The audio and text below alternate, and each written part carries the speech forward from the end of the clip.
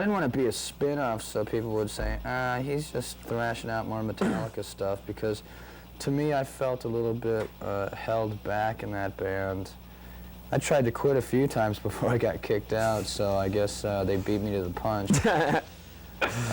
Needless to say, I thought that I had more talent and I wanted to use it better, and here we are.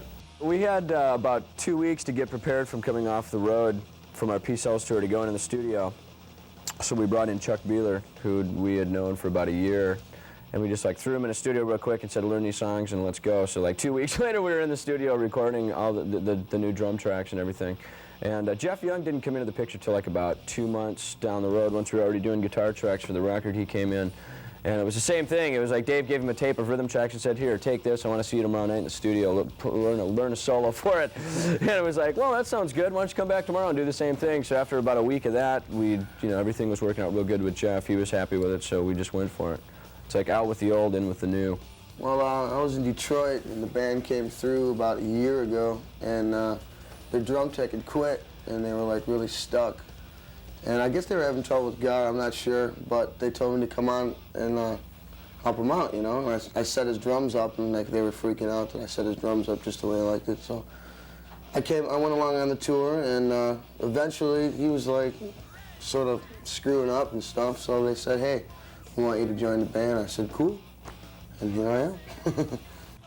I was playing in a melodic hard rock band in Los Angeles, and I had known Junior, the bass player from Megadeth, for about, I'd say, a year as casual acquaintances, and we'd never really played together or anything, but he sat in on a guitar lesson that I was doing with a friend of his, and I didn't know at the time that they were looking for a guitar player, but they asked me, you know, if I'd come down to the studio and meet with Dave Mustaine, which I did, and he gave me a tape of about 30 seconds of a song and asked me to come in the next night and lay down a solo on the album. And I laid down the solo on In My Darkest Hour, which is on the new album. I pretty much improvised it, and after they heard it, they said I had the gig.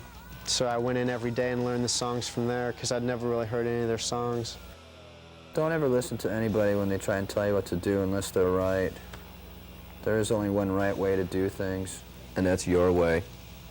Oh, I did it my way.